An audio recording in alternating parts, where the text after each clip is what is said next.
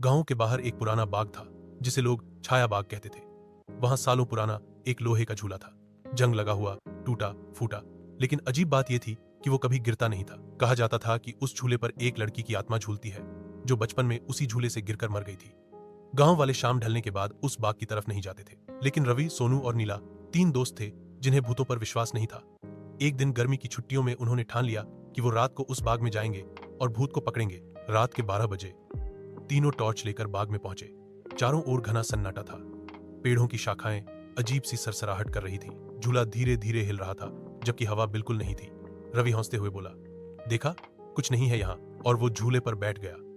तभी झूला एकदम तेजी से अपने आप हिलने लगा, इतना तेज कि रवि गिरने वाला था, लेकिन कोई अदृश्य शक्ति उसे पकड़े झुला रही थी। सोनू ने टॉर्च की रोशनी झूले पर डाली और झूले के पीछे एक सफेद पोशाक में लड़की की परछाई दिखाई दी जिसकी आंखें लाल चमक रही थी। नीला चीखी, रवि नीचे उतर, वहां कोई है। लेकिन रवि की आंखें खाली हो चुकी थीं।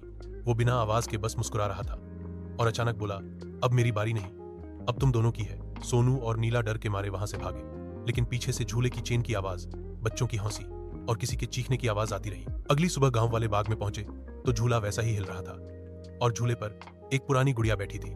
उसकी आंखों से खून टपक रहा था। कहते हैं अब उस बाग में 3 आत्माएं हैं, वो लड़की, रवि और उसकी अगली बारी का इंतजार करता कोई नया दोस्त।